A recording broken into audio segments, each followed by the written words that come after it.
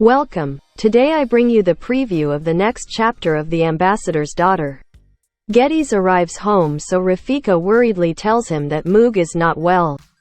Since she hasn't gone to work and has been sitting sad for days, so he doesn't know what her problem is. Geddes asks her not to worry and that he will go to see her.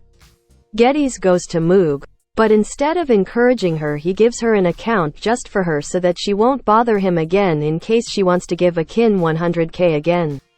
Moog asks her if it's not enough with what she has suffered. Worse, Geddes just tells her that he has already transferred all her money and she can use it as she wants. Moog asks him why he is being like this with her, so Geddes says that he wants to break all the ties he had with her and that he has given her the money for the car. Moog asks what he will tell his mother when he doesn't see her with the car. So Geddes replies to tell her that she was going to give a lot of money to her boyfriend, but Sanjar found out her lies and had to buy a car to justify taking out so much money. Plus she tricked him by asking him to help her drive. Moog says she didn't trick him, but Geddes chides him that she pretended to be excited so he wouldn't find out that that money was for Akin, while he was really happy helping her overcome her fear. Worse, that now because of her they are both unhappy. Geddes leaves and gets a call from Guven, where he asks him for the money. Geddes asks him if he already has Akin, so Moog overhears him. Guven tells Geddes that he will give him the location, but if he doesn't give him the money he will tell Sanjar everything. Akin on his part arranges dinner for the date with Zara. Sanjar calls Guven to ask him about Akin. Guven replies that Karam has not given him the information and that as soon as he knows something he will let him know. So Sanjar warns him not to deceive him. Nair sees the things that Elvan and Melik have bought, so she gets upset. Elvan says that she is tired of eating pizza and since she is going to stay with them she bought things for the kitchen.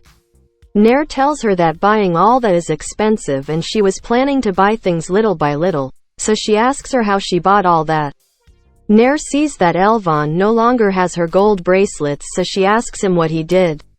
Elvan answers that she doesn't have a job and that since she received it in the house she wanted to contribute as well. Besides, some bracelets are not important. Nair hugs her. At that moment Sanjar arrives, so Nair asks him why he is there so late when he is a married man, saying that if he keeps doing it rumors will start to be created. Sanjar answers that since Elvan is also there no one will say anything. Melik greets her father and shows him what Elvan bought.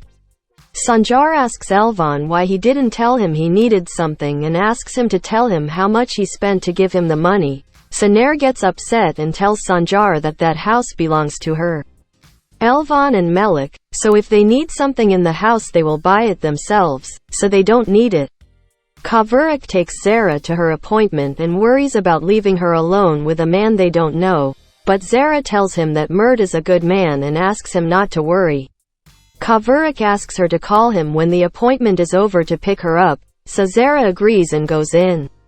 Sanjar says goodbye to Melik and goes to talk to Nair. He yells at her as she has been able to be in all the stages of Melik's growth, but that he has not even let her buy her a backpack. Nair replies that that was bought by Elvan without telling her anything. But Sanjar tells her that even if Elvan had told her nothing would change because she would not let him do anything even for his daughter.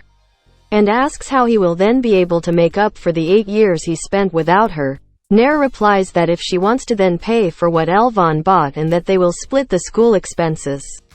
Sanjar says he will pay her well in her new job, so Nair angrily tells him that she doesn't plan to resign from the port, but Sanjar says that everything will change as he will find out the truth and leaves.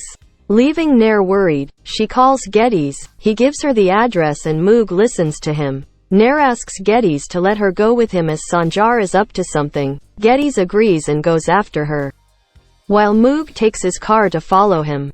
Zara sees that Mert's mother hasn't arrived, so she gets uncomfortable being alone in the house of a man she doesn't know, so she tries to leave. But he stops her and convinces her to go out for a drink. Geddes picks up Nair at her house and asks her what she thinks Sanjar is about to do. Nair replies that she doesn't know, but he acted very strange and told her that he would find out the truth. Geddes tells her that if Guven also talked to Sanjar and gave him the address, then they go to the same place. Nair asks her about the money, so Geddes replies that he takes it into the car. Nair asks if he already called the police, so Geddes replies that he organized some security guards from the company as he doesn't want to hand over Akin right away. So Nair asks him to call the police. Geddes asks him not to worry because he doesn't plan to kill Akin, but he will make him pay for what he did to Moog and his sister. Sanjar goes to see Guven to demand answers. Guven replies that Karam has not given him the information, so Sanjar orders him to call Karam. Guven tells him that he has the phone inside, so Sanjar drags him there and takes the phone, finding Karam's messages and realizing that he has been tricked to get more money. So he threatens Guven to tell him who he made the deal with, so he finds out that Geddes and Nair negotiated with him not to give him Akin. Sanjar demands him to tell him where Akin is. Guven swears Karam hasn't told him, but Sanjar locks him up and ties him up. Then searching Guven's cell phone, he finds out where Akin is. Akin gets Zara drunk, so she is knocked unconscious. Sanjar, Nair and Geddes head to Akin's address. Sanjar arrives and sees Kavurik there, so he asks him what he is doing there. Kavurik replies that he is waiting for Zara.